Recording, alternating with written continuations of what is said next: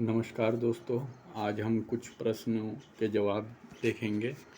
यह प्रश्न UGC net, JRF और हिंदी असिस्टेंट प्रोफेसर की परीक्षा के लिए महत्वपूर्ण है। तो चलिए देखते हैं। पहला सवाल है, लोकनायक वही हो सकता है जो समन्वय करने का अपार धैर्य लेकर आया हो। उनका सारा काम समन्वय की विराट चेष्टा है। यह कथन किस लेखक का है? तो दोस्तों, ये कथन हजारी प्रसाद द्विवेदी का है। इसमें आचार्य रामचंद्र शुक्ल, महावीर प्रसाद द्विवेदी, डॉक्टर नगेंद्र भी ऑप्शन में है, लेकिन यह कथन हजारी प्रसाद द्विवेदी का है। दोस्तों, यह कथन किसके बारे में कहा गया है और अन्य आलोचकों के क्या मत हैं, आइए हम देखते हैं। दोस्तों, यह कथन तुलसीदास के संबंध में कहा गया है। हजारी प्रसाद द्विवेदी जी ने कहा था कि लोकनायक वही हो सकता है जो समन्वय करने का अपार धैर्य लेकर आया हो। उनका सारा काव्य समन्वय की विराट चेष्टा है। रामचंद्र शुक्ल जी कहते हैं कि हिंदी काव्य की सब प्रकार की रचना शैली के ऊपर गोस्वामी तुलसीदास ने अपना ऊंचा स्थान प्रतिष्ठित किया है। यह उच्चता और किसी को प्राप्त नहीं। तो यह आचार्य रामचंद्र शुक्ल जी ने कहा। बुद्ध देव के बाद भारत में सबसे बड़े लोकनायक तुलसीदास थे। ये डॉक्टर गिरियसन का कथन है दोस्तों। आगे हम चलते हैं। आगे हम दूसरे सवाल पे आते हैं। निम्नलिखित कवियों के जीवन काल का सही आरोही क्रम है। तो पहले भूषण, मतीराम, बिहारी देव या मतीराम भूषण बिहारी देव या बिहारी मतीराम भूषण देव अथवा बिहारी भूषण मतीराम देव। तो दोस्तों, जो इसका सही क्रम है वो है बिहारी भूषण मतीराम देव। आइए हम इनके जीवन पर प्रकाश डालते हैं। बिहारी का जो दोस्तों जीवन काल है 1595 से 1663। इनकी जो एक रचना है बिहारी सतसई, बहुत प्रसिद्ध है। दूसरे कवि भूषण हैं 1613 से 1705 तक। इनकी रचनाएं शिवराज भूषण, शिवा बावनी, छत्रसाल दशक हैं। अगले कवि मतीराम हैं 1617 से 1736 तक। इनकी जो रचना है ललित ललाम, रसराज, मतीराम सतसई, अलंकार पंचासिका, छंदसार संग्रह। देव प्रसिद्ध कवि हैं दोस्तों रीतिकाल के 1673 से 1767 तक। इनकी जो रचनाएं हैं भावविलास, शब्द रसायन, सुख सागर तरंग। अगले प्रश्न पे आते हैं दोस्तों। अभिज्ञान शाकुंतलम का खड़ी बोली में अनुवाद किसने किया था? तो अभिज्ञान शाकुंतलम का खड़ी बोली में अनुवाद राजा लक्ष्मण सिंह ने किया था। बाकी जो इसमें ऑप्शन हैं वो गलत हैं दोस्तों। सदा सुखलाल निहाज, भारतेंदु, इंसाल्लाह खां, ये गलत है। अभिज्ञान शाकुंतलम का खड़ी बोली में अनुवाद राजा लक्ष्मण सिंह ने किया था। राजा लक्ष्मण सिंह आगरा के रहने वाले थे। उन्होंने आगरा से प्रजा हितैषी नामक पत्र निकाला और कालिदास के अभिज्ञान शाकुंतलम, ये संस्कृत के कवि हैं दोस्तों कालिदास, और उनकी रचना अभिज्ञान शाकुंतलम, रघुवंशम और मेघदूत का अनुवाद किया।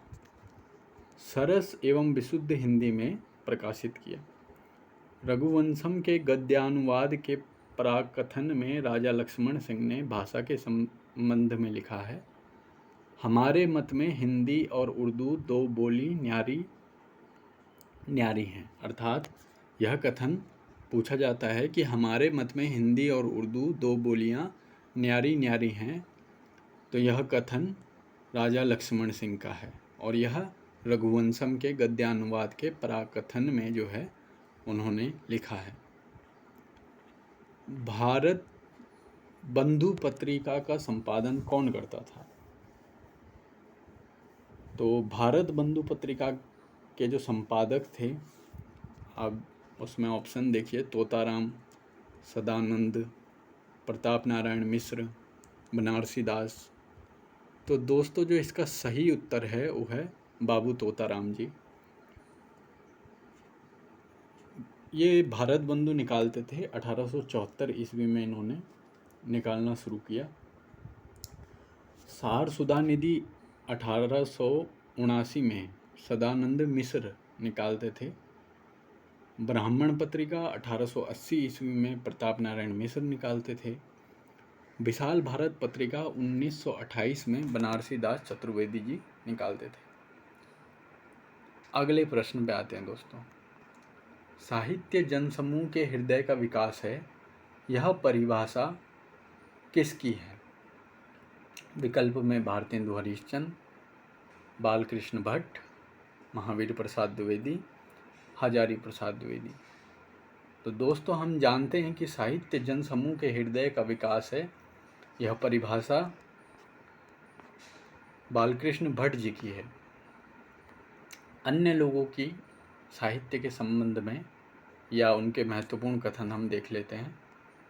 भारतेंदु हरिश्चंद्र कहते हैं, निज भाषा उन्नति अहे, सब उन्नति को मूल, बिन निज भाषा ज्ञान के, मिटत न है के सूल। ये अपनी भाषा को महत्वपूर्ण मानते हैं। महावीर प्रसाद द्विवेदी जी लिखते हैं, ज्ञान राशि के संचित कोश का नाम साहित्य है। वहीं हजारी प्रसाद द्विवेदी जी का कहना है, मैं साहित्य को मनुष्य की दृष्टि से देखने का पक्षपाती हूँ। अगले प्रश्न पे आते हैं। परमात्मा की छाया आत्मा में और आत्मा की छाया परमात्मा में पड़ने पर छायावाद की सृष्टि होती है, यह कथन किसका है? तो विकल्प में डॉक्टर नगेंद्र, डॉक्टर रामविलास शर्मा, आचार्य रामचंद्र शुक्ल और डॉक्टर राम कुमार वर्मा। तो मित्रों जो छायावाद के संबंध में जो एक कथन है, यह डॉक्टर राम कुमार वर्मा का है। वे लिखते हैं, परमात्मा की छाया आत्मा में और आत्मा की छाया परमात्मा में पड़ने पर छायावाद की सृष्टि होती है। छायावाद स्थूल के प्रति सूक्ष्म का विद्रोह नहीं रहा, वरन थोती नैतिकता, रूढ़िवाद और सामंती साम्राज्यवादी बंधनों के प्रति विद्रोह रहा है। यह डॉक्टर रामविलास शर्मा का कथन है। छायावाद स्थूल के प्रति सूक्ष्म का विद्रोह है, यह डॉक्टर नगेंद्र का कहना है। और आचार्य रामचंद्र शुक्ल छायावाद शब्द का प्रयोग दो अर्थों में समझते हैं। वे लिखते हैं, छायावाद शब्द का प्रयोग दो अर्थों में समझना चाहिए, एक तो रहस्यवाद के अर्थ में, दूसरा प्रयोग काव्य शैली या पद्धति विशेष के व्यापक अर्थ में। अगले प्रश्न पे आते हैं। इनमें से कौन सी बोली बिहारी हिंदी वर्ग में नहीं आती है? भोजपुरी, मगही, मैथिली, छत्तीसगढ़ी। तो हम जानते हैं दोस्तों कि अवधी, बघेली, छत्तीसगढ़ी ये पूर्वी हिंदी में आती हैं। आइए देखते हैं। छत्तीसगढ़ी बोली बिहारी हिंदी के अंतर्गत नहीं आती है, बल्कि यह पूर्वी हिंदी के अंतर्गत आती है। पूर्वी हिंदी के अंतर्गत 3 बोलियां आती हैं, अवधी, बघेली, छत्तीसगढ़ी, जबकि जो भोजपुरी है और मगही है और वो मैथिली है, वो बिहारी हिंदी के अंतर्गत आती है। अगले प्रश्न पे आते हैं। संस्कृत का कोई भी शब्द मनचाहे ढंग से तोड़ मड़ोड़ कर तद्भव नहीं बनाया जा सकता, यह विचार किस विद्वान का है? Suniti Kumar Chatterjee, George Grierson, Namvar Singh, Ramvilas Sharma. तो दोस्तों यह कथन, संस्कृत का कोई भी शब्द मनचाहे ढंग से तोड़ मरोड़ कर तद्भव नहीं बनाया जा सकता, यह कथन रामविलास शर्मा का है, जबकि सुनीति कुमार चटर्जी, जॉर्ज ग्रियर्सन और नामवर सिंह का इस कथन से कोई संबंध नहीं है। अगले प्रश्न पे आते हैं। सिद्धों और योगियों की रचनाओं का जीवन की स्वाभाविक अनुभूतियों और दशाओं से कोई संबंध नहीं है, अतः वे शुद्ध साहित्य के अंतर्गत नहीं आती, यह विचार किसका है? मुनि जिनविजय, हजारी प्रसाद द्विवेदी, रामचंद्र शुक्ल या धीरेन्द्र वर्मा। तो मित्रों, इसका जो सही उत्तर है वह है रामचंद्र शुक्ल। वे लिखते हैं कि सिद्धों और योगियों की रचनाओं का जीवन की स्वाभाविक अनुभूतियों और दशाओं से कोई संबंध नहीं है, अतः शुद्ध साहित्य के अंतर्गत नहीं आती है। अगले प्रश्न पे आते हैं कि आरे नवजीवन अभिरामा, जत देखल तत कहिए न पारई, छौ अनुपम एक ठामा। उक्त काव्य पंक्तियों में कवि कहना चाहता है कि वह विकल्प में रूप वर्णन करने में संभ्रम की स्थिति में है, आंशिक रूप से रूप वर्णन करने में समर्थ है, रूप वर्णन करने में समर्थ है या फिर रूप वर्णन करने में असमर्थ है। तो इसका जो सही उत्तर होगा दोस्तों वह है कि आरे नवजीवन अभिरामा, छौ अनुपम एक ठामा। उक्त काव्य पंक्तियों में कवि कहना चाहता है कि वह रूप वर्णन करने में असमर्थ है, जबकि रूप वर्णन करने में संभ्रम की स्थिति में है तथा आंशिक रूप से रूप वर्णन करने में समर्थ है और रूप वर्णन करने में समर्थ है। यह तीनों ही विकल्प असंगत हैं। अगले प्रश्न पे आते हैं दोस्तों। रस गगन गुफा में अजर झरे, अजूपा सुमिरन जाप करे।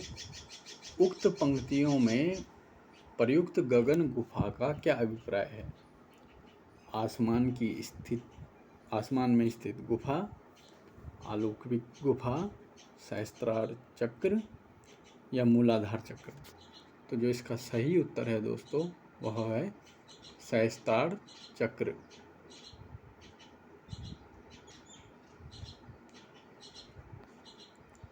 अगले प्रश्न पे आते हैं दोस्तों। हरिदासी संप्रदाय के राधा कृष्ण हैं लोकहित रक्षक, आत्मनिष्ठ, लोकनिरपेक्ष, जीवन सापेक्ष।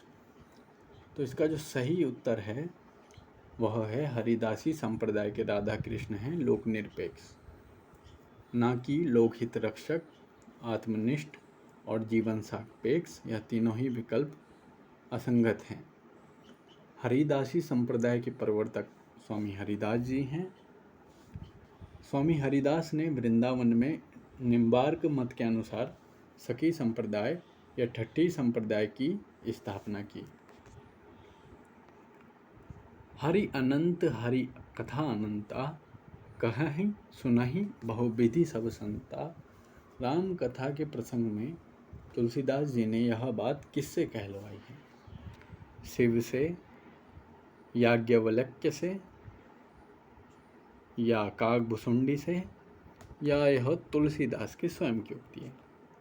तो दोस्तों रामचरितमानस में हरि अनंत हरि कथा अनंता, कहहि सुनहि बहुविधि सब संता, यह कथन तुलसीदास जी ने शिव जी के मुँह से कहलवाई है।